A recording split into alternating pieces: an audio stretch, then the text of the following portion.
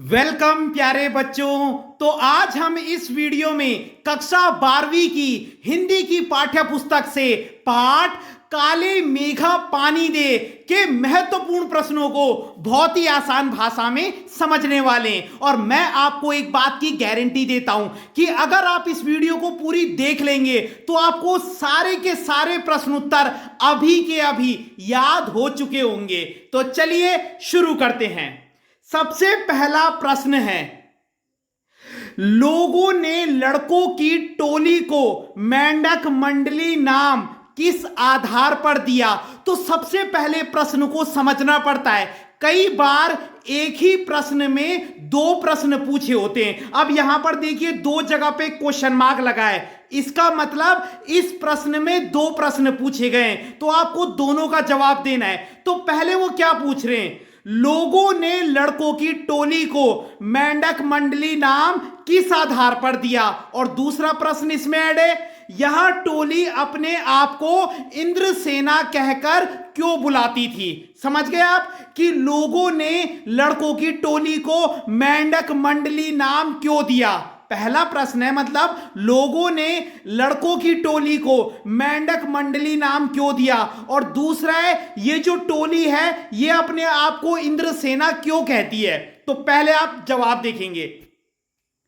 लोगों ने लड़कों की टोली को मेंढक मंडली नाम इसलिए दिया, यहां तक तो आप प्रश्न से ही लिखेंगे, इतना सब प्रश्न में दे रखा है। लोगों ने लड़कों की टोली को मेंढक मंडली नाम इसलिए दिया क्योंकि ये लोग मेंढक की तरह उछल उछल कर पानी मांगने जाते थे। तो ये तो आप समझ गए होंगे कि लोगों ने लड़कों की टोली को मेंढक मंडली नाम क्यों दिया, क्योंकि ये जो बच्चे हैं, ठीक है, या ये जो लोग हैं, ये मेंढक की तरह उछल कूद करके पानी मांगने जाते थे, इसलिए लोगों ने उन्हें मेंढक मंडली कह दिया। वो जो टोली है ना, तो लोगों ने उस टोली को मेंढक मंडली नाम क्यों दिया? क्योंकि वो मेंढक की तरह उछल उछल कर पानी मांगने जाते थे। इतना याद हो गया, लोगों ने क्यों दिया उन्हें मेंढक मंडली नाम?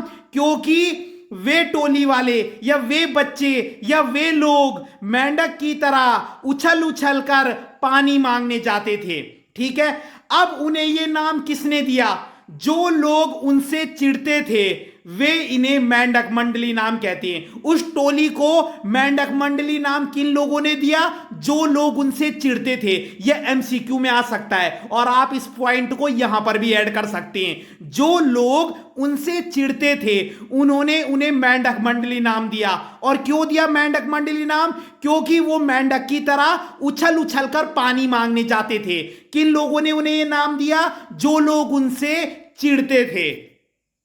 अब है, ये टोली अपने आप को इंद्रसेना कहकर क्यों बुलाती थी? तो इसका भी छोटा सा आंसर है, इंद्र भगवान बादलों के देवता माने जाते हैं, इसलिए यह टोली अपने आप को इंद्रसेना कहकर बुलाती थी। बहुत इजी है, बस एक लाइन ऐड करनी है कि इंद्र भगवान को बादलों के देवता माना जाता है। इंद्र भगवान बादलों के देवता माने जाते हैं, इसलिए यह टोली अपने आप को इंद्रसेना कहकर बुलाती थी। तो प्रश्न में हमने तीन चीजें समझ ली। पहली चीज क्या समझी कि लोगों ने इस टोली को मेंढक मंडली नाम क्यों दिया, किस आधार पर दिया? भाई क्यों दिया?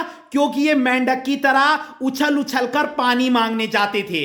किन लोगों ने उन्हें यह नाम दिया? जो लोग इनसे चिढ़ते थे। ठीक है, और ये टोली अपने आप को इंद्रसेना कहकर क्यों बुलाती थी? क्योंकि इंद्र भगवान बादलों के देवता माने जाते हैं, इसलिए ये टोली अपने आप को इंद्रसेना बुलाती थी। और जब भी ये कहीं जाते थे ना, तो पहले नारा लगाते थे। ठीक है, क्या बोलते थे? जैसे पहले बोल गंगा मैया की जय। क्लियर हो गई बात? तो ये इनका नारा था कि बोल गंगा मैया की जय। तो ये आप लिख सकते हैं, बहुत इजी है। दूसरा प्रश्न है, जीजी ने इंद्र सेना पर पानी फेंके जाने को किस तरह सही ठहराया? अब इसमें एक कैरेक्टर है जीजी और दूसरा कैरेक्टर है लेखक।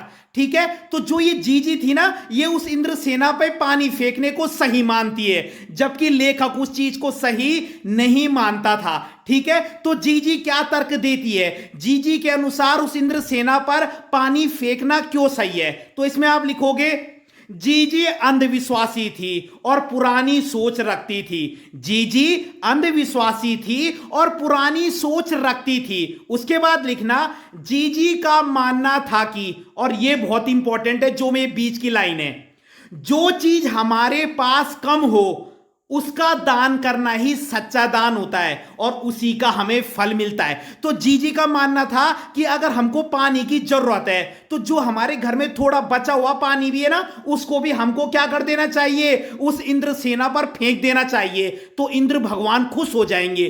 समझ में आ रही है बात? तो जीजी का मानना था कि जो चीज हमारे पास कम होती है अगर हम उसका दान कर दें तो वही सच्चा त्याग होता है या वही सच्चा दान होता है और उसी का हमें फल मिलता है। और उसके बाद लिख देना, लेखक इन चीजों को नहीं मानता था लेकिन अपनी जीजी की खुशी के लिए वो सब काम करता था। ठीक है, तो सबसे पहले क्या लिखोगे, जीजी कैसी थी? जीजी अंधविश्वासी थी और पुरानी सोच रखती थी। जीजी अंधविश्वासी थी और पुरानी सोच रखती थी। जीजी का मानना था कि, सबसे इंपॉर्टेंट लाइन, जो चीज हमारे पास कम होती है उसका दान करना ही सच्चा दान होता है। अब अगर मान लो हमारे पास कोई चीज ज्यादा है और मैं उस चीज को दे भी दूं तो कोई बड़ी बात नहीं है। जो चीज हमारे पास कम है अगर हम उस चीज को दे दें तो वही सच्चा दान होता है और उसी का हमको फल भी मिलता है। और उसके नीचे लिख देना, लेखक इन चीजों को नहीं मानता था फिर भी अपनी जीजी की खुशी के कारण वो सारे काम करता था। अगला है, पानी दे गुड़धानी दे। यहां पे मेघों से पानी के साथ साथ गुड़धानी की मांग क्यों हो रही है? तो गुड़धानी का मतलब क्या है? तो इसमें आप लिखोगे, गुड़धानी का अर्थ है गुड़ और चने से बना लड्डू। पानी दे गुड़धानी दे, यहां पर मेघों से पानी के साथ साथ गुड़धानी की मांग क्यों हो रही है? तो पहले गुड़धानी को समझो। गुड़धानी का अर्थ है गुड़ और चने से बना लड्डू, दोनों को मिलाकर बनता है। और गुड़धानी खुशियों का प्रतीक है। गुड़धानी का अर्थ है गुड़ और चने से बना लड्डू। याद हो गया? फिर लिखोगे, गुड़धानी खुशियों का प्रतीक है। और उसके बाद लिख देना, जब पानी होगा तभी अनाज होगा और लोगों को भोजन मिलेगा। तुम गुड़धानी कैसे बनाओगे? जब पानी होगा तब फसल होगी, तभी तो तुम गुड़धानी बना पाओगे। ठीक है, और तभी लोगों को भोजन भी मिलेगा। तो इसमें 3 स्टेप याद रखने। पहले गुड़धानी का अर्थ क्या है? गुड़ और चने से बना लड्डू। गुड़ और चने से बना लड्डू। फिर गुड़धानी किसका प्रतीक है? गुड़धानी खुशियों का प्रतीक है। और फिर लिख देना, जब बारिश होगी तभी क्या होगी? फसल होगी और लोगों को भोजन मिलेगा। जब बारिश होगी तभी फसल होगी और तभी लोगों को भोजन मिलेगा। ठीक है, अगला प्रश्न है, गगरी फूटी बैल प्यासा। इंदर सेना के इस खेल गीत में बैलों के प्यासा रहने की बात क्यों की गई है? तो ये तो बहुत आसान है। आपको पता है उस गांव में क्या था? गांव में बहुत गर्मी पड़ रही थी और पानी की वहां कमी हो गई थी। तो जिसके कारण क्या है? गगरी फूटी बैल प्यासा। गगरी फूटी का मतलब लोगों के घरों में क्या नहीं है? पानी नहीं है, घड़े एकदम खाली हुए पड़े हैं। और बैल प्यासा, बैल प्यासा का मतलब है सारे के सारे जानवर क्या हैं? प्यास से तड़प रहे हैं। तो इसमें तुम उस सिचुएशन को बताओगे, पूरे गांव की स्थिति क्या है? बहुत सरल है। गगरी फूटी बैल प्यासा, इंदर सेना के इस खेल गीत में बैलों के प्यासा रहने की बात इसलिए की गई है क्योंकि। अब कितना फायदा है, ये तीनों लाइन आपको प्रश्न में मिल जाएंगी एज इट इज। आपने कुछ नहीं करना, बस क्योंकि लगा देना है। गगरी फूटी बैल प्यासा, इंदर सेना के इस खेल गीत में बैलों के प्यासा रहने की बात इसलिए की गई है क्योंकि। तो देखो इतने वर्ड तो आपके ऐसे ही बढ़ गए। पहला, जून का महीना था और गांव में वर्षा नहीं हो रही थी। ये उस गांव का वर्णन है। जून का महीना था और गांव में वर्षा नहीं हो रही थी। दूसरा पॉइंट, खेतों की मिट्टी भी सूख गई थी। अब सूखेगी जब बारिश नहीं हुई। फिर तीसरा पॉइंट, वर्षा ना होने के कारण सारे जानवर प्यास से तड़प रहे थे। और चौथा पॉइंट, पानी ना मिलने के कारण बैल भी प्यासे हैं। ठीक है, तो उस गांव का वर्णन करना है आपने कि जून का महीना चल रहा है। ठीक है, वहां पानी की क्या है? बहुत कमी है। मतलब खेतों की मिट्टी सूख गई है, खेतों में दरारें पड़ गई हैं, जानवर प्यास से तड़प रहे हैं, बैल की हालत भी बहुत खराब है, लोगों के घरों में पानी भी क्या है? बिल्कुल नामात्र है, बहुत कम है। ठीक है, वो भी वो उस पानी को क्या कर रहे हैं? वही बर्बाद कर रहे हैं। किसके ऊपर डालकर? इंद्रसेना के ऊपर डालकर। उनको लग रहा है कि अगर हम इंद्रसेना के ऊपर ये बचा हुआ पानी डालेंगे तो इंद्र भगवान खुश होकर बारिश कर देंगे। तो ये सब कुछ आप लिख सकते हैं, बहुत आसान है, समरी पता होनी चाहिए, नंबर कहीं नहीं जाते। अगला है, इंद्रसेना सबसे पहले गंगा मैया की जय क्यों बोलती है? अब इस प्रश्न में भी दो प्रश्न ऐड है। नदियों का भारतीय समाज में क्या महत्व है? तो सबसे पहले तो इंद्रसेना सबसे पहले गंगा मैया की जय ही क्यों बोलती है? यमुना मैया की क्यों नहीं बोलती? सरस्वती मैया की क्यों नहीं बोलती? गंगा मैया की क्यों बोलती है? तो आप लिखेंगे, इंद्रसेना सबसे पहले गंगा मैया की जय इसलिए बोलती है क्योंकि, यहां तक प्रश्न सही है, इंद्रसेना सबसे पहले गंगा मैया की जय इसलिए बोलती है क्योंकि गंगा नदी को सबसे पवित्र नदी माना जाता है। गंगा नदी का जल कई सारे कामों में प्रयोग किया जाता है। आपको भी पता है कई सारे कामों का हम प्रारंभ गंगा के जल से करते हैं, ठीक है, और गंगा नदी को हमारे यहां सबसे पवित्र नदी माना जाता है। तो ये दो रीजन है गंगा नदी की जय बोलने के। तो इंद्रसेना सबसे पहले गंगा मैया की जय इसलिए बोलती है क्योंकि गंगा नदी को सबसे पवित्र नदी माना जाता है और इसका जल लगभग सभी कामों में प्रयोग किया जाता है, ठीक है, या धर्मों के कामों में, धार्मिक कामों में, कुछ भी लिख सकते हो। उसके बाद है, अब नदियों का हमारे समाज में क्या महत्व है? नदियों का भारतीय समाज में बहुत महत्व है। नदियों से जल मिलता है, नदियों से सिंचाई होती है, नदियों की पूजा की जाती है, ठीक है, नदियों में लोग स्नान करते हैं, ठीक है, तो बहुत महत्व है हमारी संस्कृति में नदियों का। नदियों की हम पूजा करते हैं, वहां से हमें पीने के लिए पानी मिलता है, वहां से हम सिंचाई करते हैं। क्लियर हो गई बात? तो ये तो आप खुद भी लिख सकते हो। तो दोनों प्रश्नों का अर्थ समझ गए कि वो गंगा मैया की जय ही क्यों बोलते हैं, क्योंकि गंगा नदी को हमारे यहां सबसे पवित्र नदी माना जाता है और गंगा नदी का जल सभी कामों में प्रयोग किया जाता है। फिर नदियों का भारतीय समाज में क्या महत्व है? नदियों की हमारे यहां पूजा की जाती है, नदियों से हमें सिंचाई के लिए पानी मिलता है, नदियों से हमें पीने के लिए पानी मिलता है, नदियों से जानवर अपनी प्यास बुझाते हैं, नदियों से कई लोगों को जीवन मिलता है, नदियों से कई लोगों का घर चलता है, बहुत सारे कारण हैं। अगला है, इस प्रश्न को समझिए, बहुत आसान है।